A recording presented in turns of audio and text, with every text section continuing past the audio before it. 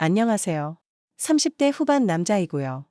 요 근래 너무 당혹스러운 일이 있었는데 이게 큰일이 될지도 모를 것 같아서요. 누구한테 말도 못하겠고 일단 글 올리게 되었습니다. 저에게는 5살 어린 아내가 있고 3년 전 결혼을 하게 되었어요. 처음에는 둘 다 건강하고 아이에 대한 큰 욕심도 없었기에 알아서 생기겠지 하면서 때를 기다렸는데 시간이 지나도 임신이 잘 안 되더라고요. 조금 긴박해진 저희 부부는 날짜를 지정해서 매번 아이를 가지려고 숙제를 하고는 했어요. 그런데 노력한 지 몇 달이 지났는데도 안 생기니까 아내가 뱃살치고 담배 많이 피는 저를 탓하며 뭐라 하더라고요. 그래서 아내가 시키는 대로 퇴근하고 나면 집 앞에서 조깅도 하고 아내가 챙겨주는 영양제도 꼬박 먹고 담배는 아내 몰래 조금씩 피긴 했는데 이게 은근 스트레스더군요. 당초에 임신이 뭐라고 그러던 어느 날 주말 모처럼 쉬니까 집에서 TV 보면서 하루 종일 뒹굴고 있었어요. 아내가 전화를 받더니 저에게 말하더라고요. 여보, 우리 언니 형부랑 말다툼 끝에 집을 나왔대. 이번이 몇 번째인지. 이제는 엄마 아빠한테 면목 없다고 우리 집에 잠깐 온다네. 그래도 되지. 처형이 또 어쩔 수 없지 뭐. 저희와 비슷하게 결혼을 한 저 형은 저와 동갑이었어요. 워낙 털털하고 그래서 저와 잘 통하기도 했고 친구같이 술도 마시고 그랬었거든요. 저번에도 한번 형님과 다투고 장모님 댁에 가더니 이제는 면목 없다고 저희 집에 들린다고 하더라고요. 짠하니까 오라고 했습니다. 곧이어 처형이 왔고 처형은 그간 고생을 했는지 표정이 어두웠어요. 그런데 원래부터 처형은 아내와 비슷한 키에 비슷한 외모이긴 했었는데 뚱뚱하진 않았어도 날씬한 아내보다는 살집이 더 있었거든요. 그런데 요번에 힘들어서 그랬는지 몰라도 아내와 비슷하게 날씬해졌더라고요. 놀랬습니다. 아니 처형, 무슨 일이 있었던 거야? 살이 빠졌는데. 남편 놈이 이번에는 회사 신입이랑 바람 폈는데 아주 고맙네. 나 살 빠지게 만들고 이뻐지게 만드네. 고마운 인간 같으니라고. 처형 그래. 그렇게라도 웃는 거 보니 좋네. 처형 기분이 별로이고 술, 이 한 잔 필요할 것 같아서 아내는 오늘은 술 마셔도 된다고 허락을 하더라고요. 기분이 좋았습니다. 그래서 처형 위로도 해줄 겸 셋이서 형님 뒷담화, 삼매경에 빠지고 재밌는 수다에 대낮인데도 알코올에 취해서 기분이 조금씩 업되더라고요. 한참을 즐겁게 마시고 있는데 아내에게 장모님의 전화가 들려왔고 김치를 가져가시려고 오라고 하시더라고요. 그래서 제가 간다고 했는데 제가 취했는지 눈도 풀리고 혀도 꼬아지니까 아내가 버럭 소리를 지르면서 장모님이 임신 준비 중인데 제가 술 취하고 있는 거 아시면 안 된다면서 술 안 마신 자신이 다녀온다고 하더라고요. 그렇게 말하는 아내는 20분 거리에 장모님 댁에 간다고 나갔습니다. 술 안 마시고 있는 아내가 나가더니 술꾼인 저와 처형의 목소리는 점점 커져갔고 막판에는 처형이 기분이 많이 어땠는지 TV에서 걸그룹 노래가 나오자 따라서 춤을 추는 겁니다. 처음에는 처형의 어설픈 동작들을 보며 막 웃었는데 술 취한 와중에도 웨이브하며 은근히 도발적인 댄스도 포인트 맞춰 제법 따라 하더군요. 와 처형 걸그룹 데뷔해도 되겠는걸. 아니 형님은 왜 이렇게 매력적인 처형을 두고 바람이 났대. 제분의 남편이 온갖 여자들을 밝혀내서 그렇지. 내가 살도 빠지고 이제 마음만 먹으면 아무 남자나 다 꼬실 수 있거든. 에이 그건 아닌 것 같은데. 뭐가 아니야. 당장에 제부도 나보면 넘어갈걸. 처음에는 제가 농담을 하며 말한 거였었는데 형님 일도 그렇고 처형이 예민해졌나 봅니다. 자존심이 상했는지 저에게 갑자기 성큼성큼 오더니 두 손으로 제 어깨를 걸치는 겁니다. 몸이 점점 가까워지니까 저도 모르게 반응이 왔는데 그때 처형이 눈치챘는지 푹 하면서 장난이야 장난 이러더라고요. 예전에는 친구 같은 처형으로 절대 여자로 보이지 않았었는데 왠지 그날은 다르게 느껴졌어요. 여자같이 느껴진 거죠. 제가 너무 당황을 하자 처형은 오늘 술판은 끝내야겠다며 이따가 아내가 오면 깨워달라며 졸리다고 방에서 쉰다고 하더라고요. 그렇게 저도 술을 다 마시고 나서 그런지 너무 졸렸습니다. 거실에서 테이블에 기대어 잠이 들었는지 누워 있었는데 문제는 제가 오랜만에 술을 마셔서 그랬는지 술이 엄청 취한 것 같더라고요. 잠깐 잠에서 깬 저는 너무 졸려서 처형이 있는 안방으로 가게 되었습니다. 당연히 처형이 누워 있었는데 술 취한 저는 방금 전 처형이 방에 들어간 걸 깜빡하고 그리고 순간적으로 처형이 살이 빠진지도 모르고 제 아내와 비슷한 형태의 처형을 보고 아내인 줄 알고 뒤로 가서 꽈가 났습니다. 아이고 품에 쏙 들어오는 내 자기. 술 마시니까 더욱 생각나네. 어때 자기도 좋지? 처형은 아무 말 안 하고 가만히 있더라고요. 저는 술이 취했고 졸린 상태였는데도 그때 아내인 줄 안 처형의 뒷모습을 보고 기운이 막 나더라고요. 그래서 급하게 이불을 걷어 올리고 있는 힘껏 안아주고 뽀뽀해주고 사랑을 나눴습니다. 아내의 슬금슬금 내는 소리가 그날따라 왜 그리 좋았는지 저는 더욱 강렬하게 사랑을 나눴던 것 같아요. 그런데 잠시 후 눈을 뜨니 아내로 착각한 처형은 없었고 밖에서 두 여자의 목소리가 들리더라고요. 언니 우리 남편 엄청 마시더니 벌써 잠든 거야. 그러게 제부가 나보다 술이 약한 줄은 몰랐네. 이거 치워주고 나는 저 방 가서 쉬어야겠다. 그 말을 듣고 제가 실수를 했구나 싶었습니다. 처형이 집안 불화 때문에 며칠 더 있을 것 같은데 앞으로 어떻게 처형 얼굴을 봐야 하나 싶었어요. 잠시 후 거실에 나왔는데 처형은 평소 때와 같이 저를 대하더라고요. 그래서 처형도 술김에 아까의 상황을 잊었었나 하는 생각이 들더라고요. 처형의 태도에 안심을 하게 됐고 그래서 그 일은 가볍게 잊혀지는 듯 했습니다. 다음날 저는 출근을 하게 되었고 아내도 친구를 만난다며 오늘 저녁을 직접 해 먹으라고 하더라고요. 알겠다 하고 퇴근 후 집에 왔습니다. 집안에는 처형만 있었어요. 처형은 집에 아이를 보고 집안이라고 다시 왔다고 하더라고요. 아직 형님 얼굴 보기는 싫다며 저희 집엔 며칠 더 있겠다고 했습니다. 처형과 둘이 저녁을 먹다가 처형이 술 한잔 하고 싶다고 했고 저는 아내가 늦게 온다고 한 날이어서 가볍게 술 한잔 하자며 술을 사왔습니다. 그런데 마트에 간 사이에 처형이 아내 옷을 입은 거예요. 집사람 옷이 편하고 예쁘다면서 면 원피스를 입었는데 언뜻 보기에 정말 아내와 비슷해 보였습니다.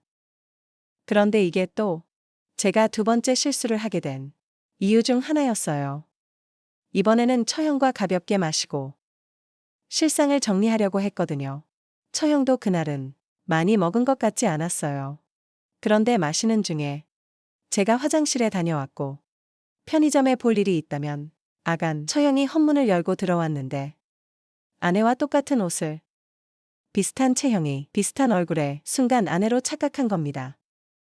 자기 왔냐면서 엉덩이를 툭툭 쳤는데 글쎄 처형이 당황스러워 하더라고요. 쭉 뻗은 자세로 깊은 숨을 몰아쉬고 있는 처형을 쳐다보는데 편한 원피스를 입어서 그런지 눈을 어디다 둬야 할지 몰랐습니다. 순간 저도 모르게 생각하면 안 될 상상을 막 하게 되더라고요.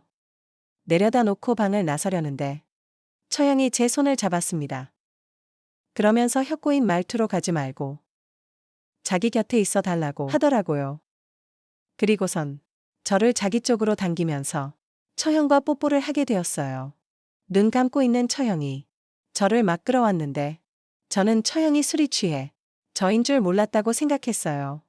아니 술 취한 여자가 힘이 왜 그리 센지 저도 어찌할 바를 모르겠더라고요. 근데 너무나 좋았어요. 이미 처형과 흐릿한 기억이었지만 경험이 있었던 터라 내심 저도 모르게 처형을 원하는 것 같았어요. 그렇게 두 번째도 뜨거운 사랑을 나눴어요. 끝나고 나서 저는 나차 싶어서 얼른 거실로 나갔어요. 곧이어 잠에서 깬 처형이 화장실로 갔고 물을 마시고 다시 들어가더라고요. 정말 헷갈렸습니다. 남편과의 사이가 소원해져서 저를 외관 남자로 착각한 것인지 아니면 저인 줄 알면서도 일부러 그러는지 알 수가 없었어요. 그렇게 처형이 저희 집에 왔다 갔다 했던 5일 동안 매번 술을 마시게 됐었고 아내는 술 냄새 맡는 걸 별로 안 좋아해서 저녁에 친정에 가거나 친구네 간다고 하더라고요. 그렇게 처형과 총 5번의 사랑을 나누게 되었어요. 3번째부터는 저도 그냥 모른 척하고 즐겼던 것 같아요. 5번의 사랑을 나눈 후 처형은 형님이 정신 차린 것 같다며 다시 잘 지내본다며 아이의 집에 간다고 하더라고요. 그런데 왜 그리 아쉬운지 솔직히 그 다음 날쯤 처형과 터놓고 얘기해 보려 했거든요. 나를 좋아하는지 말이에요. 저도 처음에는 몰랐다고 해도 그 다음부터는 잘못된 건 줄 인지를 한 상황에서 저지른 일이라 아내에게 정말 면목이 없어요. 제 아내에 대한 불만이 처형에게 어긋난 행동으로 표출된 건지 뭔지 모르겠어요. 그런데 얼마 뒤 처형이 둘째 아이를 임신했다고 하더라고요. 임신 초기라고 하는데 어째 날짜가 형님과 사이가 나빴었고 저와 며칠 지냈던 그 시기인 것 같은 거 있죠. 아내는 본인은 계속 실패하는데 언니는 남편과 사이도 별로인데 2번이나 임신했다며 부러워하더라고요. 설마 아내 임신도 못 시키는 저인데 처형에게 임신을 시킨 게 저는 아니겠죠. 저는 지금 제발 형님의 아이길 바라고 있어요. 혹시라도 저와 닮은 아이가 나오면 저는 뭐라고 말해야 되죠? 지금이라도 처형과 그 며칠 있었던 일들에 대해 상의를 해봐야 하는 것인지 아니면 지금처럼 모르셔야 되는 것인지 정말 난감한 상황이네요. 첫 번째 우연히 자던 날, 그 다음부터는 처형을 피했어야 했나 하고 정말 후회 중입니다. 안녕하세요.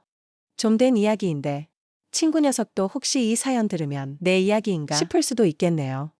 사업한다고 철없이 까불던 시절이 있었는데 그때 친구 엄마와 있던 이야기입니다. 지금은 뉴스 보니까 병사 월급도 엄청 잘 쳐주는 것 같은데 저 다녀올 적에는 군인 월급이 얼마 되지도 않았지요. 그 당시에 제가 공부를 특출나게 잘하던 것도 아니고 하다 보니 돈이나 좀 벌어볼까 하는 생각에 어차피 다녀온다면 부사관으로 군대를 다녀오기로 했었습니다. 돈은 적당히 벌었는데 군대가 워낙 저랑 맞는 곳이 아니더군요. 체질이 아니면 군 생활 견디지 못할 것 같아서 저는 연장 안 하고 그냥 전역을 했습니다. 그때는 두려움 같은 건 하나도 없었어요. 오히려 군대도 몇 년이나 있었는데 뭔들 못하겠냐 하는 자신감이 더 커서 전역 후에 제가 사회로 돌아오면 뭐든 시작할 수 있고 다 성공시킬 수 있다는 자신감에 차 있었습니다. 전역만 하면 열심히 살 줄 알았는데 막상 또 오랜만에 만끽하는 자유 때문인지 쉽사리 그렇게 하진 못하겠더라고요. 그래서 그 충만하던 도전 정신을 쓸데없이 힘 빼는 데만 쓰고 있던 시절이었습니다. 그래도 부사관으로 군대를 다녀온 최초 목적이 돈 모으는 것이다 보니 4년 복무 끝에 통장에는 제 또래보다 많은 액수의 목돈이 마련되어 있었습니다. 의미 있게 불릴 수 있는 방법이 있었다면 좋았겠지만 그때는 철없던 시절이라 그냥 돈이 많다. 이 돈으로 여자나 만나볼까 하는 그런 생각밖에 없었습니다. 왜냐하면 막상 그 목돈이 뭔가 사업 같은 걸 하기에는 터무니없이 적어 보였고 그때 참 한심하지만 끽해야 외제차 중고로 한 대 뽑을까 말까 그런 고민을 하고 있었습니다. 그러던 중에 예전에 친하게 지내던 친구와 연락이 닿았는데 이 친구는 예전에 어머니가 재혼을 하면서 미국으로 이민을 떠났거든요. 그동안 같이 친하던 친구랑 근근히 소식 정도만 전하면서 지내고 있던 사이였어요. 어릴 땐 친하게 지냈고요. 아무튼 이 친구 말이 제가 어디선가 사업을 준비하고 있다는 말을 들었다면서 저한테 동업할 생각이 없는지 물어보더군요. 공부도 못해서 남들이 무슨 대 갔다고 대학 간 거 자랑할 때 내가 간 곳이 군대인데 영어 한마디 모르는 일자무식인데 내가 거기 가서 뭘 하겠냐고 따지니 친구 녀석이 자기도 공부 못했던 거 기억 안 나냐고 하더군요. 친구가 사는 지역이 워낙에 한국인 교민들이 많은 지역인지라 영어 한마디 안 해도 사는데 지장이 없다고 그냥 외국인들 조금 많이 사는 시골 도시에서 사는 느낌일 거라고 걱정 안 해도 된다 하더군요. 사업은 뭔 사업을 하느냐 물었더니 한국식 포장마차를 한번 열어보고 싶다는 겁니다. 교민들이 많은 대비해서 막상 술 마시고 놀거리가 많지 않아서 아쉬운 와중이라고 하더군요. 그러면서 한다는 소리가 생각해보라고 하는 겁니다. 여기에 교포들이며 유학생이면 여자들이 엄청 많은데 늦게까지 가게 문 잠글 때까지 남아있는 사람들이 누구겠냐고요. 바로 가게 운영하는 우리들 아니겠냐 하더군요. 안 그래도 늦게까지 할 게 없어서 죽겠는 이 여자들을 위해 우리가 대업을 이뤄야 하지 않겠냐면서 저를 꼬드기는 겁니다. 일단 창업하는 데 드는 비용이나 이런 건 걱정하지 말라고 하더군요. 자기도 믿을 사람이 필요하니 제가 모아놓은 돈은 그냥 이민 비용에 보태라고 하는 겁니다. 영주권이니 뭐니 해서 너무 어렵게 생각할 거 없다고. 일단 여기 도착만 하면 어떻게든 다 해결할 수 있다고 하면서 와 볼만한 곳이라고 하는데 안 가볼 수가 없더라고요. 거기에 비단 사업이 잘 안 된다 하더라도 당시에는 최저시급이 거의 2배에 가까웠기 때문에 사업이 원하는 대로 잘 풀리지 않더라도 꾸역꾸역 미국에서 벌어먹고 살 수 있겠다는 생각이 들었습니다. 군대에서 4년에 썩었는데 친구 말로는 5년만 나 죽었다 하고 일하면 1년에 1억은 우습게 모을 수 있다고 하는데 거기에 포장마차 특성상 저희는 밤에만 영업을 하니 낮 동안에는 제가 투자를 뛰려면 얼마든지 뛸 수 있다는 겁니다. 그러면 그 큰 돈을 모으는데 들어가는 시간이 길게 잡아도 3년이면 될 거라고 하는데 솔직히 그 말을 듣고 안 갈 사람이 어디 있겠습니까? 그래서 제가 뭘 하면 되느냐고 물어봤죠. 설마 진짜 그 친구가 저 돈 벌게 해주려고 꿈으로 도와주는 건 아닐 거라는 생각이 들었는데 역시나 그랬습니다. 친구 녀석이 하는 말은 자기가 미국으로 이민한 지가 좀 되었다 보니 한국에서 유행하는 걸 쫓아가기가 힘들다고 하더군요. 주방에서 친구 녀석 엄마가 음식을 하기로 되어 있는데 자기가 암만 인터넷으로 본 거 말로 설명하고 해도 어머니가 직접 먹어보지 않는 한 음식을 비슷하게 흉내도 낼 수 없을 것 같다고 하는 겁니다. 아직 온 가족들이 하는 일이 있어서 그 많은 식구들이 한 번에 움직이기에는 무리가 있는 것 같고 해서 어머니만 이번에 한국에 들어올 거라고 하더군요. 그러니 그동안 제가 같이 어머님 모시고 여기저기 다니면서 한국에서 인기 많고 유행하는 메뉴들로 쩍답 사 비슷한 걸 해달라고 부탁을 하더라고요. 그런데 친구 녀석이면 모를까? 친구 어머니가 온다니 침이 꿀꺽 넘어갔습니다. 원래 이 친구 녀석이 당시 동네에서 유명했던 이유 중에 하나가 어머니가 진짜 엄청 이쁘셨거든요. 동네방네 소문이 날 정도가 아니라 당시에 무슨 동안 선발대회 같은 텔레비전 프로그램이 있었는데 거기서 출연 좀 해달라고 방송국 PD가 다녀갈 정도로 유명한 사람이었습니다. 그때로부터 몇 년이 지난 시점이기는 했지만 예쁘고 운동하는 거 좋아하기로 소문난 친구 어머니가 하루 종일 불이랑 습기가 가득한 주방에서 일을 한다는 사실이 믿기지가 않았어요.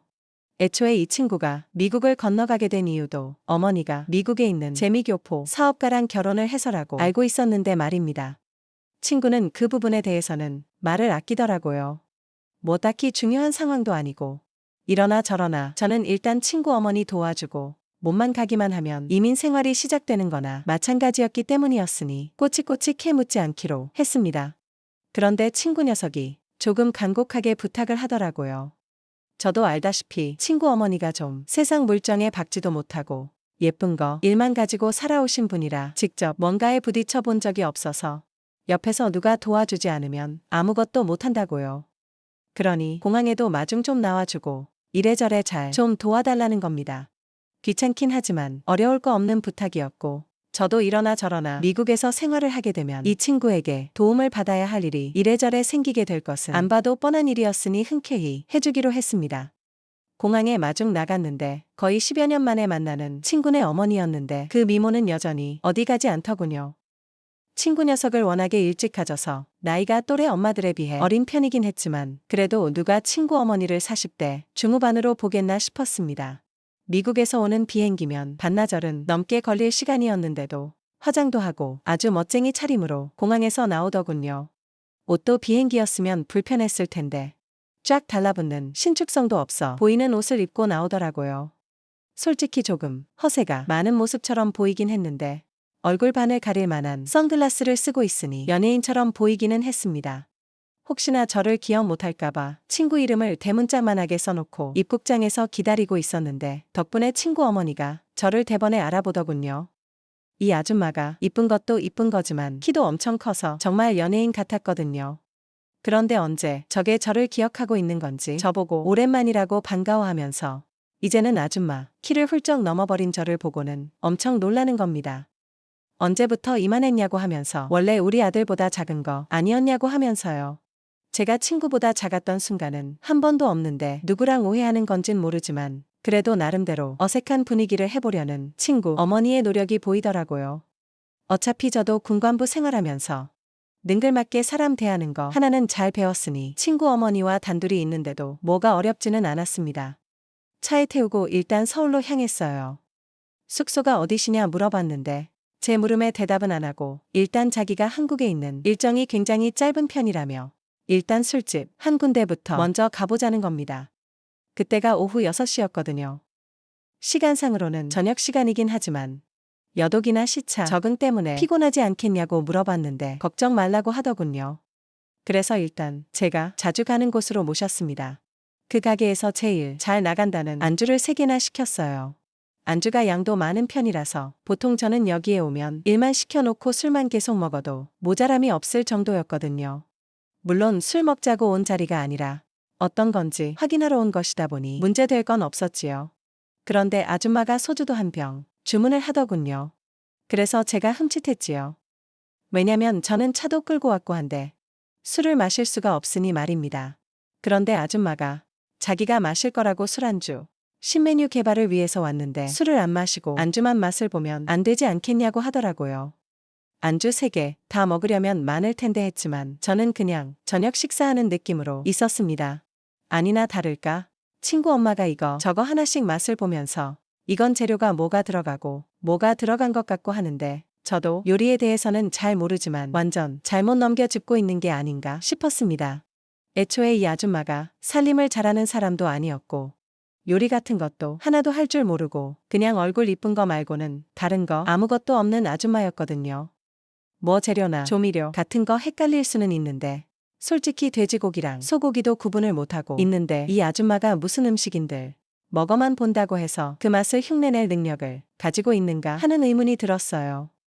거기에 안 좋은 소문이기는 한데 솔직히 친구 엄마가 뭐 능력이 있던 사람도 아니고 그냥 예쁜 거 하나 말고는 내세울 게 없는 사람이기도 했어요.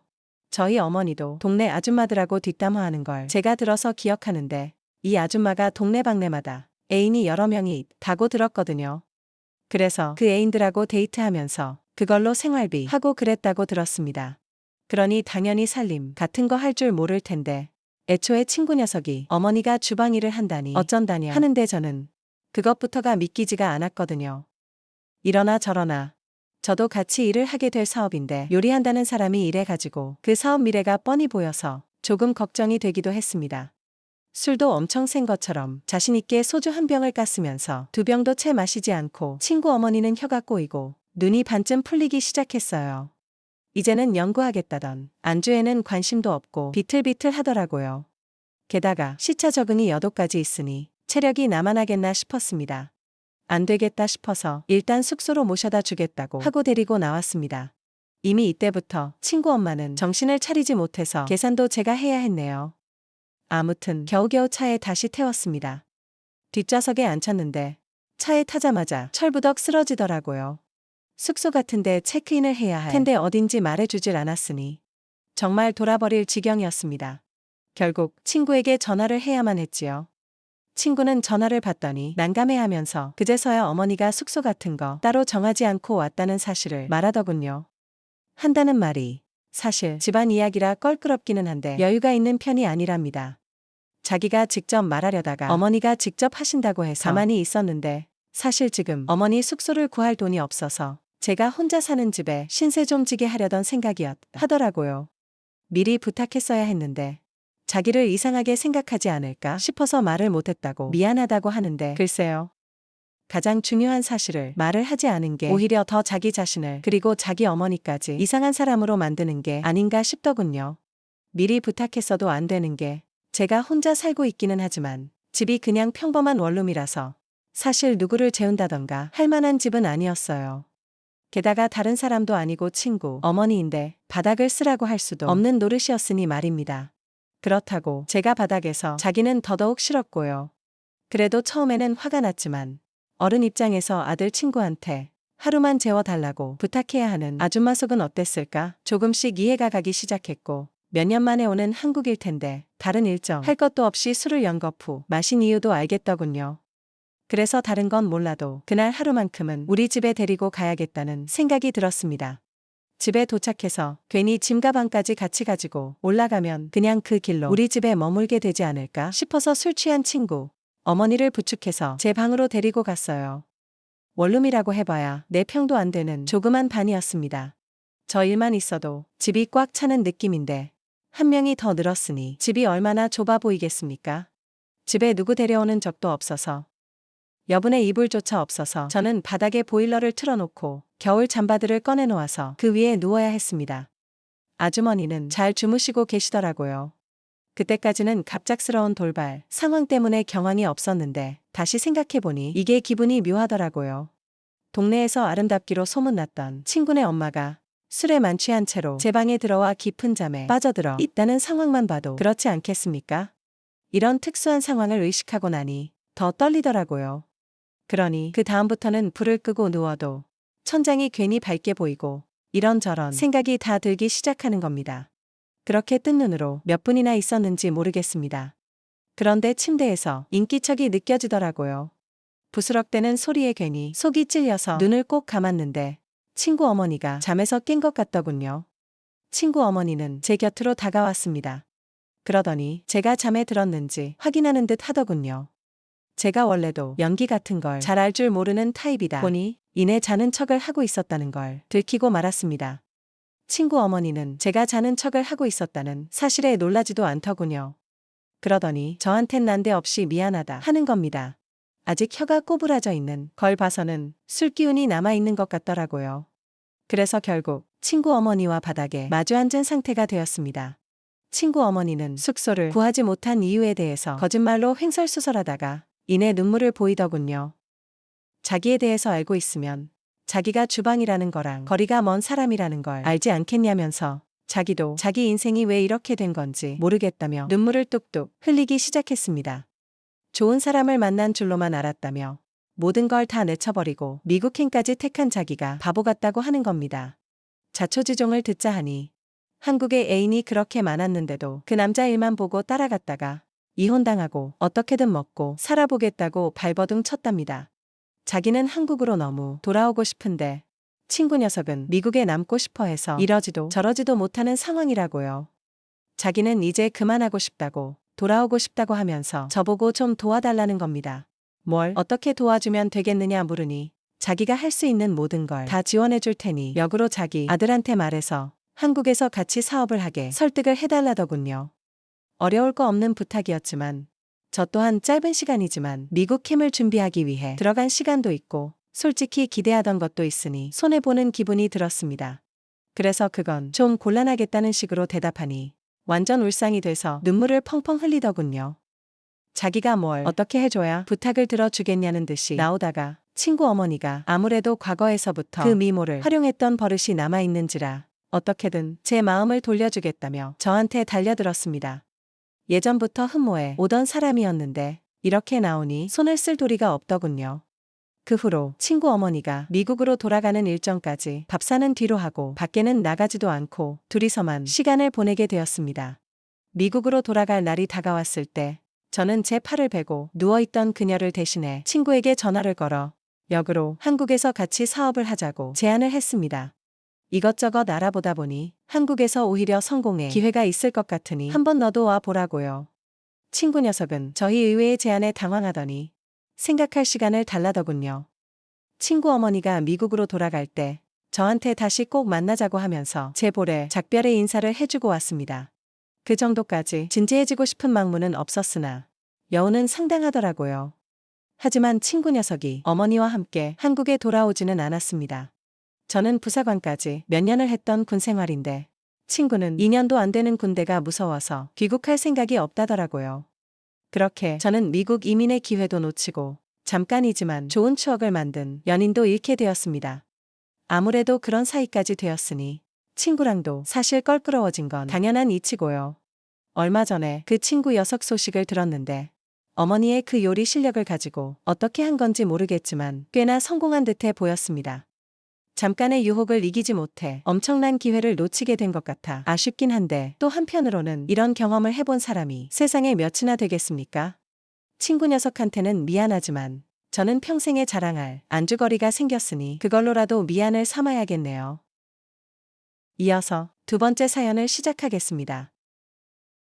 제가 첫 결혼식을 올리고 첫 추석 명절이 다가왔을 때였어요. 첫 마디가 첫 결혼식이라고 하니까 두 번째 결혼식도 있겠 싶으셨겠죠? 네, 맞아요. 저는 지금 두 번째 결혼식을 올리고 아들과 딸을 낳고 알콩달콩 살아가고 있는 주부입니다. 추석 명절이 다가오니까 생각이 나네요. 바로 늘 같이 선명히 떠오르는 게 지금 생각해도 그런 진상 쇼월드가 어디 있겠나 싶어요. 결혼은 처음으로 몇 년 추석 명절이라서 선물을 많이도 준비했어요. 코일도 사과와 배를 한 상자씩 준비했고 또 뭔가 섭섭한 것 같아서 어머님이 좋아한다는 덕칼 세트 선물해 드리고 싶었어요. 조금 고급스러워 보이기 위해서 일부러 백화점 식품 매장으로 갔더니 두 개 세트가 고급스럽게 포장되어 있었어요.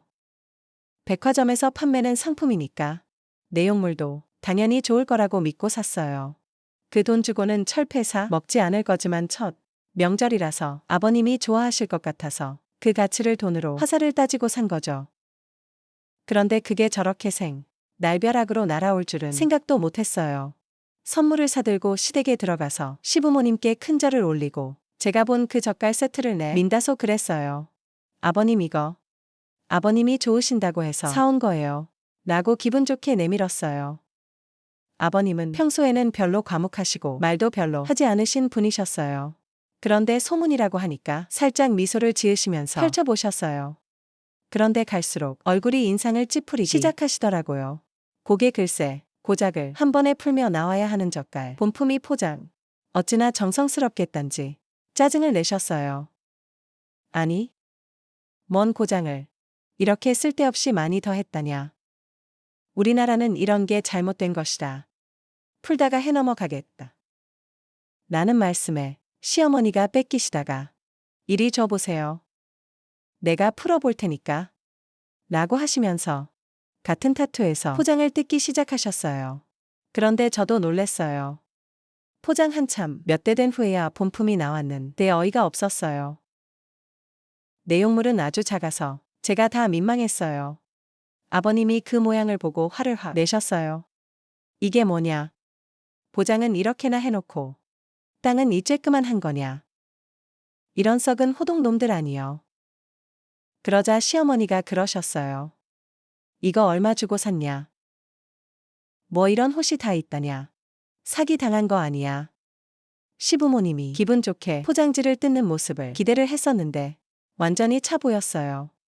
완전히 실망한 표정에 저도 어쩔 줄 모르겠더라고요. 그래서 남편이 그랬어요. 엄마 아버지. 이거 백화점 슈퍼 매장에서 산 거예요. 비싸게 주고 산 거라고요. 그러자 아빠님이 그러셨어요. 누가 이런 거 사오라고 했냐? 이거 백화점에다 생돈을 갖다 바쳤구만. 나 이런 거 안 먹으니까 반품하고 돈으로 다시 받아와라. 이런 나이 강도 같으니. 시어머니 단서를 더 땄어요. 너는 돈이 썩어나가냐? 이제 결혼을 했으면 이게 똥인지 된장인지 구분도 하면서 사와야지. 이게 뭐냐? 어머니 죄송해요. 겉으로 보여서 이렇게 잡을 줄은 몰랐어요. 더 퍼즐과 함께 고른 거예요. 그리고 이거 참. 그런데도 계속해 쌉은 갈수록 원성이 높아갔어요. 평소에 말씀도 잘 없으신 분이 화를 내니까 엄청나게 무섭더라고요. 이게 뭐냐? 너네들은 눈이 삐었냐? 아깝게 포장기 값으로 그 많은 돈을 주고 미쳤다고 사왔냐? 라고 하시며 적들이 5개가 종류별로 들어 있었는데 집어서 방구석으로 던져 버리셨어요. 저는 너무 놀래서 그냥 아무 말도 하지 못하고 있었어요. 시어머니가 그 젓갈이 들어있는 병들이 행여나 깨질까 싶어서 저 시범이 제 치마 위에 얹어 두시면서 그러셨어요. 쓰잘데없는 짓을 했다. 다시 갖고 가서 돈으로 받고 하나. 제 귀를 의심했어요. 네. 기까지 먹었냐. 다시 백화점에 가서 돈으로 동료받아 와라 알았냐. 그래서 옆에 있던 남편이 그런 시어머니를 말렸어요. 엄마 아무리 그래도 그렇지. 다시 돈으로 바꾸라고 하세요. 그러자 아버님이 그 말을 듣고 그러셨어. 나는 몰랐으면 몰라도 저런 사기를 친 백화점 놈들은 내가 확 딱지가 나서 두 곡을 못 보니까 흠뻑 갔다 와라. 이렇게 시끄럽게 되자 거실에 있던 신유가 들어와서 시어머니랑 이러쿵 저러쿵 말들이 많았어요. 언니 이곳 진짜 백화점에서 산 거 맞아요. 정말 웃긴 것들이네. 이러고 쳐도 안 먹어요. 어느 날 잘 보고 사오지. 그래도 참 명절 선물인데 이렇게 성의가 없어요. 내 성의가 없다니요. 얼마나 신경을 써서 산 건데요. 아버님이 저가를 좋아한다고 해서 일부러 사러 갔어요. 그럼 왜? 우리 아빠가 대학교 화를 내시는데요. 그냥 한 달도 말고 방에서 나가요. 우리 아빠 더 열받기 전에요. 완전히 얼척이 없었어요. 제가 무슨 바보 멍충이라서 별디 상황으로 싸우고 사기나 당한 사람처럼 구했어요. 그러는 사이에도 아버님이 그러셨어요. 다음에는 절대 그런 거 사오지 마라. 괜히 안 받았으면 기분도 나쁠 일이 없었을 텐데. 너나 가져가서 먹든지 친정집에나 가져다 드려라. 그런 와중에도 시어머니는 계속해서 구시렁대면서 따발총을 쏘아대고 있었어요. 저는 좀 억울했어요. 아버님 그리고 어머니. 제가 일부러 백화점까지 가서 선물로 준비한 건데 마음에 안 드셨다면 죄송해요. 하지만 너무 하시네요. 제가 일부러 그런 것도 아닌데 왜 그렇게 화를 내세요? 선물로 드린 건데 다시 가져가라니요. 아버님 어머니 돈으로 산 것이 아닌데 왜 그러세요? 그랬더니 이번에는 거실에 있던 다른 신이가 들어와서 제가 한 말을 듣고서는 그러더라고요. 오케이 참 말이 많네. 어른이 그러라며 그런가 보다 하지. 거기서 무슨 말을 그렇게 하고 있어. 올케가 준 선물이면 마음에 안 들어도 무조건 마음에 든다고 해야 돼요. 참말 같지도 않게 하고 있어. 너무 어이가 없어서 제가 신해일 때부터 하죠. 물었어요. 뭐라고요? 왜요? 3말 틀렸어요. 우리 엄마 아빠의 말씀은 우더른께 선물할 거면 좀 더 신경을 써서 준비해 오지 않았냐는 말인데 그걸 왜 그렇게 못 알아들어요? 네 참 기가 막혔어요. 저를 하나 가운데 두고서 실의 투명과 시어머니와 아버님과 함께 한마디씩 저에게 퍼부어대는데 이게 뭐 하자는 짓거리인지 이해 불가였어요. 혹시나 몰래카메라 깜짝쇼를 준비했나 라고 얼토당받는 상상까지 했었네요. 아버님이 곧 아하신 데서 명란젓을 추석 선물로 백화점에서 사는 곳에는 남편도 동의했었고 함께 골랐는데 왜 내가 혼자서 욕은 한 대박 얻어먹었는지 제 상식으로는 도저히 이해할 수가 없었어요. 남편은 모질이 찐빤 났지 적극적으로 제 방패 마귀가 되어주지 못하고 그 진상 식구들한테 쩔쩔매달하고요. 그래서 깨달았어요. 아, 이 집 식구들이 개념도 없고 A도 없고 아주 막대먹은 집구석이구나 하고요. 그래서 제가 박탈 물어냈어요. 선물이 싫으시다는데 다시 가져갈게요. 그리고 사과 배상자가 도로 가져갈게요. 그리고 따로 용돈 봉투도 준비했었는데 그것도 싫어하실 것 같으니까 도로 가져올게요. 글쎄 시부모님이 절 아래 위로 쳐다보며 황당하다는 듯이 인삼을 쓰고 있었고 또 신이들이 어머머 저 말을 뱉은 바 보통이 아니네 라고 들으란 듯이 말하고 자빠졌더라고요. 그래서 제가 큰 소리로 남편에게 말했어요. 법할씨 우리가 가져온 사고 앞에 상자 들고 나와서 차에다 실어. 그러자 그 상황에서 찌질이 남편이 그랬어요. 왜 그래? 우리 아버 지 피 거스르면 너도 뼈도 못 줄여. 얌전히 나 있어. 그래서 어이가 없어서 헛웃음이 나왔어요. 허허. 참 어이가 없네. 아버님 어머니. 여기 아드님도 도로 놔두고 갈 테니까 함께 잘 사세요. 라고 하고 사과 박스 앞에 박스를 챙겨서 나왔어요. 사과 박스 앞에 박스를 도로 가져간다고 신을 두루 날리시고 뭐라 하고 시어머니의 따발 총소리는 더 거세게 들려왔지만 아랑곳하지 않았어요. 홧김에 어찌어찌해서 끌고 나와서 잘 쉬었어요. 남편이 말렸지만 제가 그랬어요. 너 좋게 말할 때 깨끗하게 헤어지자. 결혼식 하기 전까지는 그렇게 살살 거리더니만 이제 자기네 식구가 되었다고 하니까 본 모습이 보이더라고요. 이해가 안 되는 거는 바로 저였는데 남편은 어이가 없게도 제가 이해가 안 된다고 했어요. 아버님은 원래가 그러신 분이다면서 평상시에는 얌전하시다가도 한번 빈정 상하면 그날은 처형이 지나가지 않으니까 모든 식구들이 피해를 맞추기 안간힘을 쓴다나요. 자기네 식구들이 얼마나 진상인지 인정하고 싶어 하지 않았어요. 저는 바로 친정집으로 가서 시댁으로 가져갔던 사과와 100박스를 가져다 놓고 저는 상황 설명을 다 했어요. 친정 부모님도 엄청 화가 나셨어요. 첫 명절 새로 간 며느리한테 그 정도에는 안 봐도 뻔할 뻔했다라고 하셨어요. 모든 것이 낯선 새 식구를 한 명을 두고 시댁 식구들이 돌아가며 그렇게 진상짓을 부리는 것이 말이 되냐며 절대 이대로는 결혼 생활을 유지할 수가 없는 거라고 하셨어요. 크게 화가 나신 아빠가 남편에게 그러셨어요.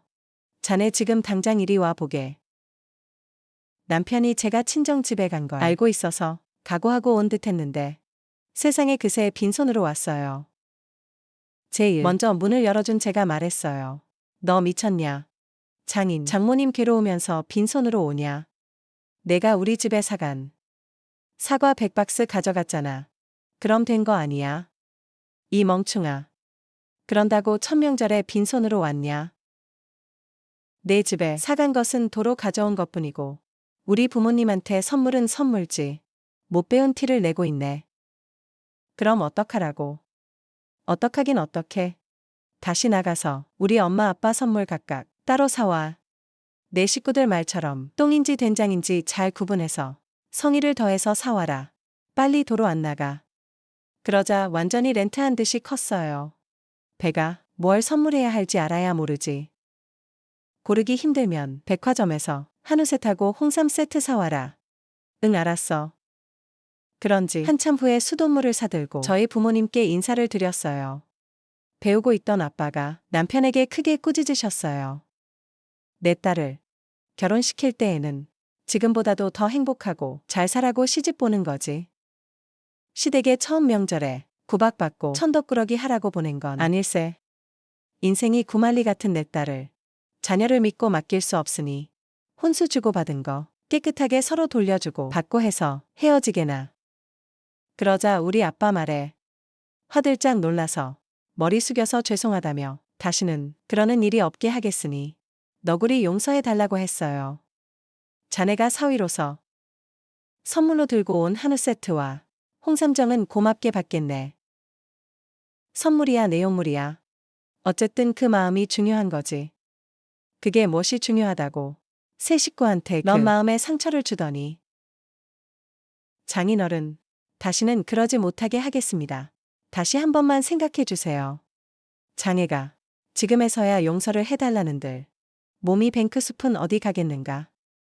괜히 서로 시간 낭비하지 말고 오늘부터 남남으로 살게. 그래서 내가 불렀네. 결혼에 물로 보낸 거라. 신혼집에 내가 보태둔 돈이라. 모두 내가 항목별로 다 적어놨으니까 돌려주게나. 그렇게 저는 전남편과 헤어졌어요. 전남편이 자기 신상을 앞으로 좋아지려면 이 경우를 거울 삼아서 다시는 그러지 않겠지만 그것도 모르고 억울하게 헤어졌다고 생각을 했다면 그 인생 또 뻔한 거 아니겠어요. 전 남편 이마에다 쓸 수만 있다면 그렇게 써놓고 싶네요. 이 남자는 진사 시월드가 있는 하자 있는 사람이니 유의하세요라고요. 다행히도 저는 좋은 남편을 만났고 좋은 시월드에서 잘 살고 있네요. 30대 후반 남자입니다. 평범한 직장인이고 대한민국 평균이라고 해도 무방할 정도로 굴곡 없는 평범한 삶을 살아왔습니다. 별거 없는 그런 거 있잖아요. 대학교 적당히 괜찮은 곳으로 가고 너무 늦지 않게 군대도 다녀오고 그 뒤에 평범한 회사 취직하고 그렇게 살았지요. 취직해서 돈 얼마 모으고 그 돈으로 대출받아 집 사고 결혼하고 가정을 꾸리고 정말 제 인생에서 특별했던 경험이라고는 하나도 내세울 만한 게 없었습니다. 제 와이프도 조금 화려한 과거가 있는 척을 하지만 제가 볼 땐 저만큼 평범하면 평범했지 말처럼 화려한 삶을 살지는 않았던 것 같습니다. 뭐 자기랑 연애를 했던 남자만 세봐도 손가락 10개를 모자라서 발가락까지 써야 한다나 어쩐다나 자랑처럼 말하는데 그럴 사람이었으면 저같이 심심한 사람하고 결혼을 했으려나 싶더군요.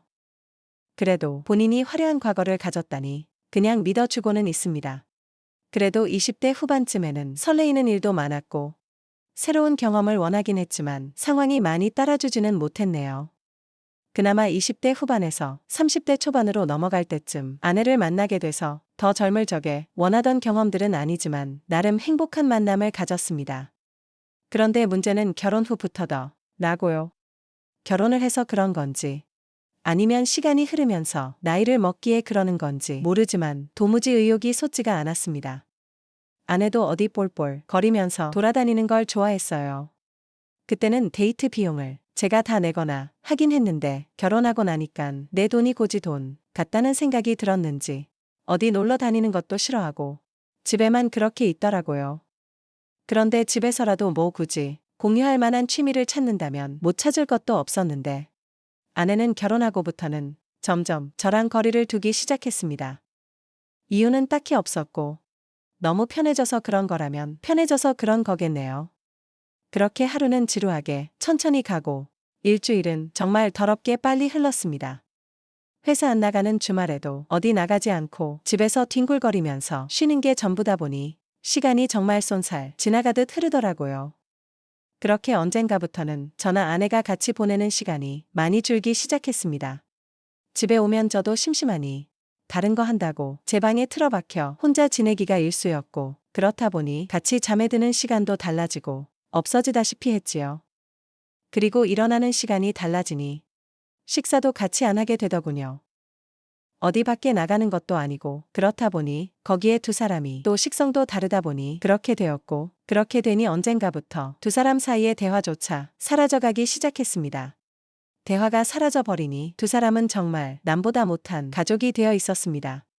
그저 의식적으로 퇴근하면 서로 살아는 있는지 얼굴 도장 정도만 찍고 아침에 출근할 때는 그래도 지각하면 안 되니 깊이 잠든 것 같으면 깨워주고 하면서 말이지요. 부부라기보다는 룸메이트가 되었다고 하는 게 맞지 싶은 상황에서 저랑 아내 사이에 인생을 송두리째 바꿔버릴 만한 재미있는 일이 생겨나게 되었습니다. 처음에는 작은 인연으로 모든 게 시작되었지요. 하지만 그 사건은 잔잔한 수면 위에 돌이 파장을 만들어가듯 큰 변화로 바뀌어 갔습니다. 오래전이라 잘 기억도 나지 않습니다. 그만큼 피가 펄펄 끓던 20대 초반에 그나마 저한테 새로운 세상을 보여주겠다며 여기저기 저를 끌고 다니던 학교 선배가 있었습니다. 저도 생각이 아예 없던 것은 아니었던지라 선배를 따라서 여기저기 다녀봤지만 생각처럼 좋은 결과가 있지는 않았습니다. 뭐 그 선배와의 관계는 그 선배가 군대를 가게 되면서 자연스레 멀어지게 되었고 선배가 군대에서 전역할 때는 제가 또 군대에 가게 되면서 그 뒤로는 자연스럽게 연락이 끊어지게 되었습니다. 그리고 그 선배를 20년이 가까이 지나가는 최근에 와서 우연찮은 기회로 다시 만나게 된 것이었습니다. 워낙에 부침성이 좋고 능글맞은 사람이라 10년이면 강산이 변하는 세월인데도 불구하고 저를 알아보고 말을 건네더군요. 저였다면 혹시나 착각한 게 아닐까 해서 망설이거나 몇 대 연락 없이 지냈는데 이제 와서 무슨 학원은 그냥 말았을 텐데 말입니다. 선배를 우연찮게 만난 곳이 동네 마트였습니다. 요즘 그나마 집에서 아내랑 서로 있는 둥 없는 둥 살고 있는데 혼자서 잠이라도 깊게 들려면 술이라도 한 잔 마시고 하는 게 좋더군요. 그나마 요즘 마트에서 위스키 같은 양주를 팔고 있어서 편하게 잘 이용하고 있었습니다. 아무튼 다시 재회를 한 곳의 위치상 선배가 이 근처에서 살고 있다는 사실을 알게 되었고 덕분에 마트에서 꽤나 오랫동안 대화를 나눴습니다. 제 예상대로 선배는 제가 사는 곳에서 몇 분 걸리지 않는 곳에서 살고 있더군요. 당연히 결혼은 했고 와이프랑 같이 장 보러 나왔다고 하는 겁니다. 자기는 장 보는 거 따라다니기 귀찮아서 돌아다니다가 우연찮게 양주 코너에 오게 된 건데 거기서 저를 만나게 된 것이지요. 선배와 한참 대화를 하는데 뒤에 누가 커다란 카트를 낑낑 대며 끌고 오더라고요. 선배의 와이프였습니다. 저보다 연하였지만 어찌됐든 형수님이지요. 선배가 형수님을 부르더니 저를 소개시키더군요. 대학 시절에 저만큼 영리하고 말 잘 듣는 후배가 없었다면서 짧은 시간 같이 지낸 것밖에 없는데 저에 대한 걸 꽤나 아직도 잘 기억하고 있는 모습을 보니까 감동스럽기까지 했습니다. 형수님을 제대로 못 쳐다봤는데 동네 마트에 장 보러 오는데도 참 화려하게 예쁘다는 생각이 들었습니다. 저랑 3살 차이 나는 선배지만 형수님은 저보다 6살이 연하였으니 거의 10살이나 차이 나는 와이프를 얻은 방법이 뭐였나 궁금하더군요. 나이만 어린 게 아니라 참 예의도 바르고 어려서 그런가 더 쾌활해 보였습니다. 저랑 간단히 인사를 끝내고 이제 자기도 장을 볼 거 다 봤다고 하면서 가자고 하는데 두 사람이 나란히 걷는 모습을 한참 동안이나 뚫어져라 쳐다봤습니다. 걸어가면서 장난도 치고 사이가 참 좋아 보이더군요. 사이 좋은 두 부부가 멀어지는 모습을 보니 여러 가지 생각이 들었습니다. 저도 저랬던 적이 있었던가 싶기도 하고 선배 말로는 결혼한 기간이 저랑 편리하게 차이가 나는 것 같지 않은데 어찌 저 두 사람은 저렇게 좋은 사이를 유지할 수 있는가 싶기도 하고 말이지요. 그리고 다시 선배로부터 연락을 받게 된 건 얼마 지나지 않아서의 일입니다. 당연히 선배가 먼저 연락을 해왔네요. 선배는 제가 먼저 연락을 할 줄 알았는데 기다리다가 숨 넘어가겠어 연장자인데도 자기가 먼저 했다며 예전 저를 대하듯이 장난 섞인 말로 저를 나무라더군요. 집도 가깝다 보니 멀리까지 가서 만날 필요도 없었습니다. 선배가 자주 가는 바가 있다고 해서 거기서 만나게 되었지요. 양주 한 병 시켜놓고 둘이서 이야기를 나눴습니다. 그러다 제가 술이 많이 들어가서 그랬나 선배한테 비법 좀 알려달라고 했어요. 선배는 무슨 소리를 하는 건가 하는 표정으로 무슨 비법이 필요하느냐 하더군요. 그래서 현재 저랑 제 와이프가 처한 상황에 대해서 이야기를 했습니다. 선배는 제 이야기를 한참 듣더니 이유가 뭔지 알겠다는 듯한 말투로 오래돼서 그렇구만 하면서 당연한 거니 크게 걱정할 필요 없다고 하더군요. 부부라면, 특히나 우리처럼 아이가 없는 부부라면 당연히 겪게 되는 상황이라고 하면서요. 애 없다고 언제까지 애인처럼 지낼 수 있었겠냐고 하면서 새로운 자극이나 경험이 있으면 자연스레 사라질 일이라고 하더군요. 처음엔 그게 무슨 소리인가 했습니다. 그때까지만 해도 선배가 무슨 이야기를 하는 건지 몰랐어요. 일단 선배는 자세한 이야기는 나중에 가면 자동적으로 알게 될 테니 크게 신경 쓰지 말고 일단 부부 동반으로 만날 자리나 한번 만들어보라 하더군요. 얼마 지나지 않아서 선배와 함께 자리를 만들었는데 세상이 참 좁다는 게 무슨 말인지 와닿는 사건이 있었습니다. 제 선배가 아내가 말했던 자기의 화려한 과거와 연관이 돼 있을 줄은 몰랐습니다. 알고 보니 선배가 제 아내와 과거의 연인 사이였다는 사실을 알게 되었네요. 선배도 몰랐던 일이고 아내도 제가 선배와 같은 학교 출신인 건 알았지만 너무 다른 두 사람이다 보니 직접적으로 연관이 돼 있을 거라고는 상상조차 하지 못했답니다. 부부 동반 모임이었는데 사실 저는 선배와 같이 놀고 여자들은 여자들끼리 즐거운 자리를 원했는데 자리는 그렇게 돌아가지 않았습니다. 오히려 선배와 제 와이프가 오랜만에 둘이서 옛날에 연애한 이야기를 하면서 의기투합을 하더군요. 덕분에 저랑 나이 어린 형수님은 꺼다 놓은 보릿자루 마냥 자리에 있는 사람인 듯 없는 사람인 듯 그냥 술잔만 비우고 조용히 있었더랬죠. 그나마 술이 좀 들어가기 시작하니 형수님이 저한테 먼저 이런저런 이야기를 건네주기 시작했습니다. 처음에는 뭐 자기 남편이랑 어떻게 알게 되었냐부터 모임 나오기 전에 오빠한테 이야기를 어느 정도 듣고 나왔다 하면서 평범한 이야기만 주고받았습니다. 둘이서 이야기를 나누고 있었지만 솔직히 조금 불편하기는 했습니다. 좋은 선배이긴 하지만 아내의 옛 연인이었다는 사실을 알고 나니 그동안 연락 안 하고 지낸 것도 있고 영 껄끄럽더라고요. 아내는 처음에는 뭔 부부 등반 모임이냐며 그렇게 질색을 하고 분위기 봐서 중간에 일찍 나오겠다 하더니 벌써 술을 몇 잔이나 마신 건지 싶더군요. 잘 마시지도 못하는 술인데 그것도 독한 위스키를 얼음도 없이 저렇게 벌컥벌컥 마시는 아내의 모습은 처음이었습니다. 한참 형수님하고 대화를 나누느라 신경을 안 썼는데 아내가 선배와 엄청 가깝게 앉아있는 모습을 보았습니다. 가까이 앉는 게 문제가 되는 건 아니지만 우연찮게 예전에 우리 둘 이 뭘 어떻게 하고 저떻게 했다 하면서 잘 맞았는데 하면서 요즘 부쩍 그때 생각이 난다는 대화를 주고받는 것까지 듣게 되었지요. 그때부터 자꾸 신경이 쓰이기 시작하더라고요. 그래서 아내한테 정신줄 좀 차리라고 암만 예전 애인이었을지 몰라도 지금은 남남이고 남편의 선배이고 거기에 결혼한 남자라는 눈치도 줄겸해서 헛기침을 하면서 다리에서 일어났습니다. 화장실 좀 다녀오겠다고 하고 가게에서 나왔는데 아내는 제가 나가든 말든 별로 신경도 쓰지 않는 눈치더군요.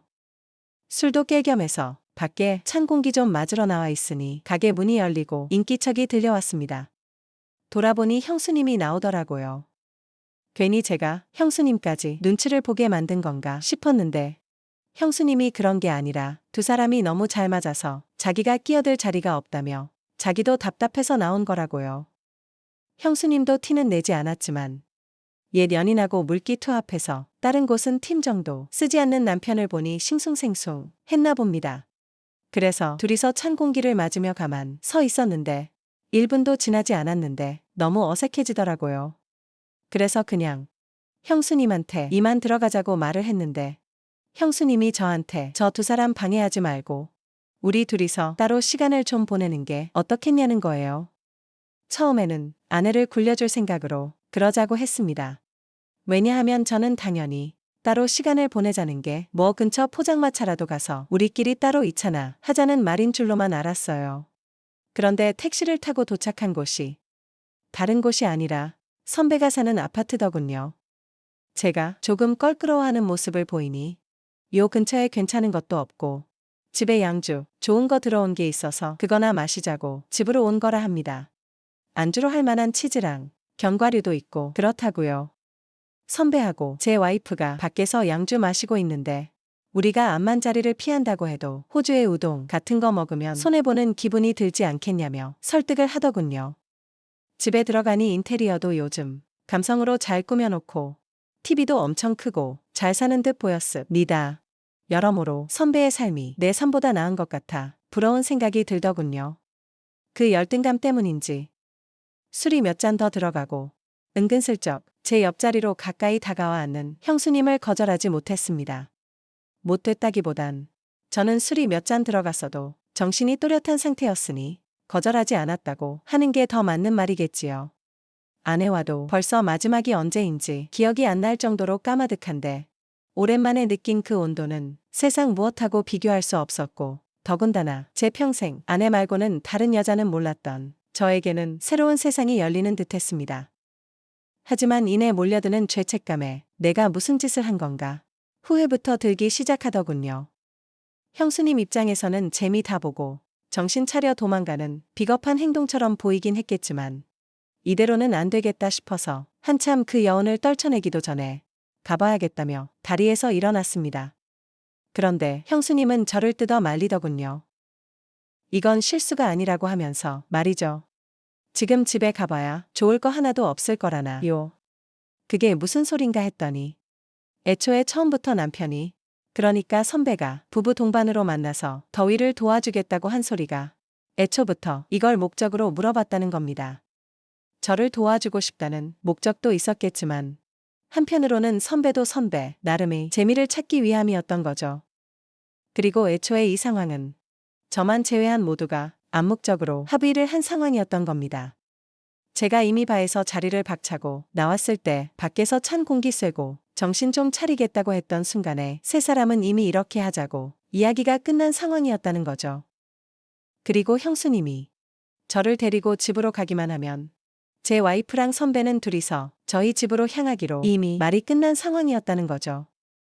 그리고 되도록이면 긴 시간을 보내기로 했으니 도중이나 마찬가지인데 지금 돌아가 봐야 선배랑 아내가 붙어 먹는 꼴만 제 눈으로 보게 될 뿐 아니겠냐고 하는 겁니다. 그러면서 형수님이 그렇게 해도 재미는 있겠다고 하더군요. 머릿속이 새하얗게 돼서 무슨 소리들을 하는 건가 했는데 형수님도 똑같았다고 합니다.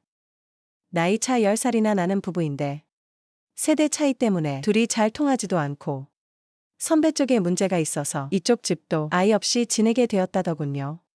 애도 안 생기고 맨날 싸우기나 하고 그러다 보니 부부 사이가 틀어져 이혼까지 갈 위기에 처했었는데 그때 두 사람을 구원해준 게 동네 비밀리에 존재하는 소모임 덕분이었다고 합니다. 서로가 새로운 재미를 찾고 즐거움과 만족을 얻게 되니 싸우는 일도 현저히 줄고 행복해졌다는 이야기지요. 그리고 저희 또한 그 단계나 마찬가지니 똑같은 치료법을 알려준 거라고 합니다. 그리고 지금은 혼란스럽겠지만 아마 좋아할 거라고요. 그 말을 한번 두고 보자 하고 있었습니다. 다음 날 아침이 돼서 선배 집에서 나와 집으로 향했습니다. 다행히 집에 가니 아내만 혼자 있을 뿐 선배의 모습은 보이지 않더군요. 그리고 놀라운 변화가 있었습니다. 아내가 먼저 저한테 점심을 먹자고 하면서 뭘 먹고 싶냐 물어보더군요. 저도 뭘 귀찮게 음식을 하냐고 그냥 나가서 사 먹다고 하고 오랜만에 둘이 나와서 식사를 했습니다. 대화를 나누는 건 오랜만이었던지라 어색했지만 나름 대화도 나누고 오랜만에 부부 흉내 좀 내고 그랬네요. 현재 와이프와는 연애할 때처럼 사이가 좋습니다.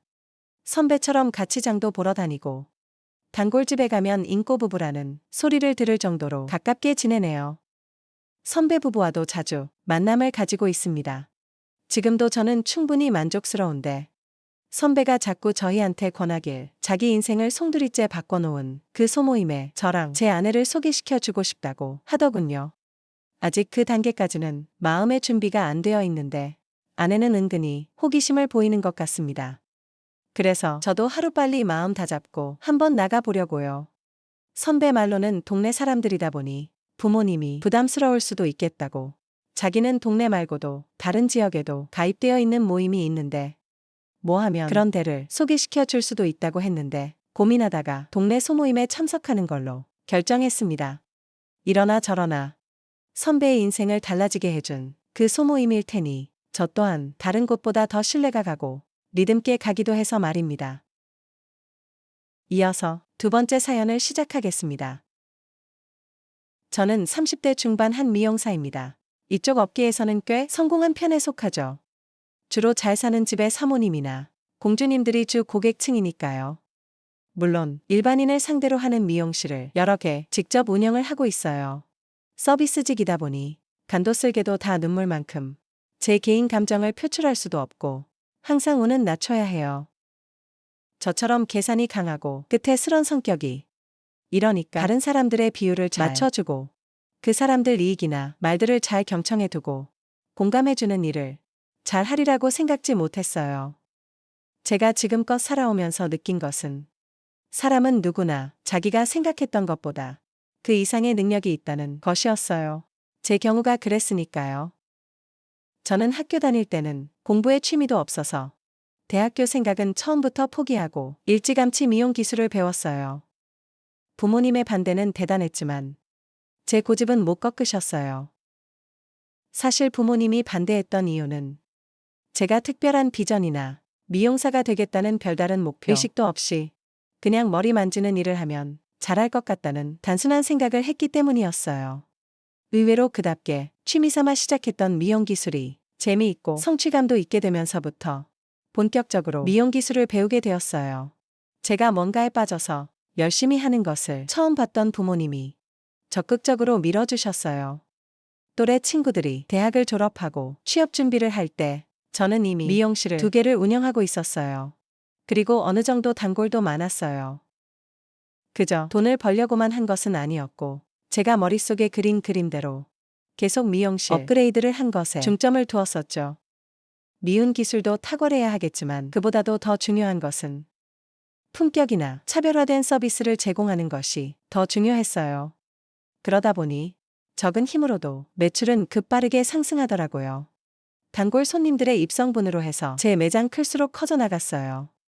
그렇게 정신없이 마녀 중에도 손님들을 소개해주는 사람도 여럿 만났었어요. 그런데 하나같이 마음에 두지 않았어요. 제가 돈은 잘 버니까 가난해도 괜찮다고 생각했어요.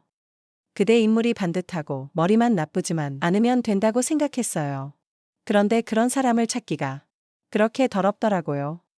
제가 공부에 취미가 없어서 대학에 진학을 하지 않았던 터라서 되도록이면 저를 닮지 않은 사람이길 바랬어요. 이왕이면 터우태우 치마라고 했던가요. 제가 부족한 매로 채워준 그런 사람, 즉 공부를 잘한 사람을 원했어요. 거기에 딱 맞는 사람이 남친이었어요. 남친이 유명 대학을 졸업하고 외국 아이들 겹에 다니고 있었어요. 단골 손님이었던 내 또래 친구의 직장 동료였어요. 저는 첫눈에 호감이 갔었고 남친도 저를 좋아했어요. 특히나 남친의 미용사로서 어느 정도 확실히 잘 잡은 나를 높이 평가해 줬어요. 남친은 남친 어머니가 늦은 나이에 낳아서 남친 어머니가 나이가 꽤 있으셨어요. 그래서 그런지 귀여운 막내 아들이라 엄청 아끼셨어요. 그 나이 때 어른들은 약간 미용사에 대한 감이 있으신 것 같았어요. 남친이 아무리 좋게 포장을 해서 미용실 사업을 해서 성공했다고 해도 그걸 받자 짜잔 미용사라고 하셨대요. 그래서 무조건 반대를 했고 저를 만나볼 생각도 하지 않으셨어요. 조심하게 남친과 같은 그런 좋은 회사를 다니는 그런 여자를 원하셨던 거죠. 저처럼 모든 서양모를 들이고 옷도 거짓 컨셉 같은 점잖지 못한 옷을 입은 며느리와는 거리가 멀었던 거예요. 그렇다고 해서 저를 거기에 맞추기는 쉬웠어요. 나는 애였으니까요. 내가 남자에 환장한 것도 아니고 남친에 푹 빠져서 맺혀 있는 것도 아닌데 결혼을 하기 위해서 저를 감추고 숨긴 비겁한 행동을 할 생각이 없었어요. 제가 남친을 마음에 들어 했던 것도 그런 코드가 맞았기 때문이었어요. 남친 지금 그렇게 잘 사는 편은 아니었어요. 남친 아버지는 나이도 이미 지긋했기 때문에 일손을 놓으신 지 한참이나 쉬었다고 했고 남친 업무도 마찬가지였어요. 하지만 남친의 설득과 남친의 도움으로 단순한 가족 같았어요. 그래서 처음 인사를 드리러 남친 집에 어여 저를 보시자마자 두 분이 모두 놀라워했어요. 왜냐하면 노력물 들인 머리 모양 때문이었죠. 옷차림이요 얌전하게 입고 갈 수 있었지만 머리 모양은 어쩔 수 없었어요. 꼴등이 단번에 그러셨어요. 저는 미용사라고 했어요. 남친과 전에 놀랐지만 제가 친척에 대답했어요. 잘 나가는 성공한 미용사입니다. 미용사가 다 똑같이 무슨 성공한 미용사예요. 아마도 님들 일적에 돈의 미용실을 생각하고 세상 물정을 모르는 말씀 같았어요. 그리고 또 그러셨어요. 우리 집이 아무리 이 모양 이 꼴로 살아도 수준 낮은 미용사를 며느리로 볼 순 없어요. 엄마 그게 무슨 말씀이세요? 요새 세상에 미용사가 천하다고 하면 욕먹어요. 선한 직업이 따로 어디 있다고 그래요. 그러자 남친 엄마니까 남친이 취업하고 왜 말했어요. 예끼 윤서가 정신 차려. 어디 엄마를 가르치려고 들어. 꼴의 남자라고 여자한테 쏙 패져서는 앞뒤 분간도 못하냐. 그리고 나서 저를 향해서 말했어요. 나도 알 만큼은 알아요. 요새 세상에 지도부 귀천이 없다는 것도 안다고요. 그래서 내가 웬만하면 내 아들이 좋아 죽고 못 사니까 그런가 보다 하고 넘어가려고 부른 거예요. 그런데 안 되겠어요. 내가 다시 꼬락서니를 보니까 좋게 봐줄 수가 없어. 그냥 돌아가요. 남친 아버지는 한마디 말도 없으셨고 그저 남친 어머니가 하는 말이 맞다는 표정으로 계시다가 그냥 안방으로 들어가 버리셨어요. 사람을 손님으로 불러다 놓고 뭐 하자는 것인가 싶었어요. 쪽이 빠른 것보다도 기분이 상하더라고요. 이럴 거면 부르지나 말 것이지. 내가 얼마나 바쁜 와중에 시간을 내서 맞는단 말이죠. 냄새는 제 옆에서 자기 엄마 딸 나이였어요. 엄마 약속한 것 같네 틀리잖아요. 안 그러길 했으면서 왜 그러세요? 아이 미친놈아. 아무리 그래도 인사 온다는 며느리가 노랑머리가 뭐냐. 노랑머리가. 그건 예의가 아니지. 그래서 제가 말했어요. 어머니 제가 노랑머리가 아니고 검정머리였으면 결혼을 허락하시려고 하셨어요. 아가씨한테는 내가 결혼을 반대해서 미안하지만 아가씨도 그래요. 어떻게 신부될 사람한테 예의도 없이 노랑머리를 하고 나요. 노랑 물들인 여자는 양공주로 연상한다는 거 몰라요. 내 연공주라고요. 그래요 아가씨가. 천만큼을 들고 우리 집에 시집 온다 해도 난 싫어요. 수준에 많은 점잖고 정숙한 메뉴를 얻고 싶지. 아이고 또 가볼까 싶어서. 어디다 내놓지도 못할 여자를 누가 며느리로 삼고 싶겠어요. 그러니까 싹 다 생각하지 말고 우리 아들 포기하고 그냥 가요. 좀 그러시다면 아드님은 더 이상 만나지 않겠습니다. 그런데 아쉽네요. 저는 춘식 씨와 결혼하려고 30억짜리 24평 시호집을 이미 계약을 했었는데요. 계약금이 한두 건이 아닌데 저 혼자서라도 그 집에 들어가 살아야겠네요. 그러자 갑자기 남친 어머니 두 눈이 번쩍 하더라고요. 뭐? 30억. 네, 혹시 모르니까 주소와 기반 적어 놓고 갈게요. 직접 확인해 보시고 춘식 씨를 통해서 연락을 주세요. 라고 하고 의사를 꼽게 하고 나왔어요. 남친이 쫄래쫄래 따라 나오면서 미안해서 어쩔 줄 몰랐어요. 자기야, 미안해. 엄마가 저렇게 나올 줄 몰랐어. 저는 남친 집을 나오면서 생각했어요. 수준이라고 했어. 네, 가 정말 이 바쁘게 말해줘봤자 모르니까 어디 두고 보자고. 평생 1억도 못 만져봤어. 수준이면서 어디다 대고 수준 타령이야. 어디 30억에 눈 안 들어가나 보겠어. 갑자기 남친도 쾌찬게 여겨졌어요. 아니나 다를까 제가 남친 집을 나오자마자 남친 식구들이 총출동을 해서 정말 30억 아파트를 신혼집으로 샀는지 제가 가르쳐준 주소로 찾아왔어요. 비번을 누르고 들어간 호 아파트를 보더니 이미 쩍 벌어졌었나 보더라고요. 어디 영화에서나 봤음직한 럭셔리함에 기가 눌려서 한참을 둘러봤을 게 틀림이 없었어요. 내 매장에 있는데 남친에게서 전화가 왔어요. 자기야, 나 엄마랑 함께 우리 시골집에 와 있어. 자기 일 조금 일찍 끝내고 이리로 오면 안 될까? 엄마가 할 말이 있으시대. 그래서 조금 일찍 갔는데 그때까지도 가지도 않고 저를 기다리고 있더라고요. 배달 음식을 잔뜩 시켜놓고 내가 들어오자마자 남친의 어머니가 저를 반겼어요. 아까와는 완전 딴판이었어요. 그럼 그렇지. 라고 쓴웃음을 치면서 들어갔어요. 아가, 왜 진작에 말을 하지 않았니? 이 아파트가 정말 내가 산 것이 맞냐? 네, 그러며. 그런데 왜 저를 보자고 하셨어요? 왜긴 했겠냐? 신혼집도 전망했으니까 빨리 살림을 합치라는 거지. 그래서 제가 뜬금없다는 표정으로 말했어요.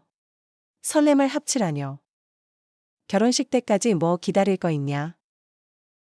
오늘부터라도 여기서 함께 살면 되는 거 아니냐? 내가 미안하다. 나는 내가 이렇게 능력 있는 줄은 몰랐다. 그래서 제가 어쩔 건 없다는 표정으로 말했어요. 왜 그러세요? 수준 낮아서 며느리로 못 받아들인다고 하시더니 그새 30억 아파트를 보니까 정말 세심이라고 탐이 나셨어요. 금액이 놀란 표정으로 갑자기 조용해졌어요. 저야말로 수준이 맞지 않아서 초식 씨랑은 결혼은 못하겠네요. 그저 몸만 따라오는 검은 머리 여자랑 결혼시키세요. 당장 내 집에서 나가주세요. 그러자 삐굴에겐 남친 어머니가 저를 붙잡고 미안하다고 사정을 했어요. 그것을 보던 남친이 자기 엄마를 끌어내서 식구들을 끌고 나갔어요. 남친도 제 앞에서 30억에 눈이 휙 돌아간 자기 식구들이 저기 파이였는지 고개를 못 들더라고요. 그래서 잘 가라. 그동안 즐거웠다. 라고 마지막 톡을 날렸어요. 그렇게 남친과는 헤어졌어요. 그런데 며칠이 지난 후에 제 미용실에 아침 일찍 쉬는 여차가 왔더라고요. 닭짝. 오차로 제가 맨날 짝 엎드려서 그랬어요. 내가 잘못했다. 내가 잘못했어. 차렷대로 너희들 일은 간섭을 하지 않을 테니 다시 내 아들과 만나더라. 부탁한다. 그래서 제가 남친 어머니를 이렇게 싸우면서 말했어요. 춘식 씨 어머니, 그냥 수준이 맞는 며느리를 보세요. 저도 수준이 맞는 남자를 만나야죠. 그리고 뒤돌아서서 직원들에게 말했어요. 여기 이분을 밖으로 내보내고 계시 전인데 재수 없으니까 지나간 자리에다 소금을 팍 뿌려라. 그 소리에 놀라서 직원들 여러 명이 달려들자 도망치듯이 나갔어요. 참 눈치도 없이 30억 아파트에 정신을 못 차리고 찾아오다니 참 추잡스럽더라고요. 행여나 신우치 30억 아파트에도 눈이 돌아가지 않았다면 다시 콜을 해볼 수도 있었는데 이건 아니다 싶었네요. 그러게 처음부터 며느리 감의 몇몇을 잘 살펴보고 결혼을 반대를 하시지 그랬어요. 그저 세상 물정 모르는 자기만의 편견으로 굴러들은 곡동이를 탔으니 누굴 탓하겠어요.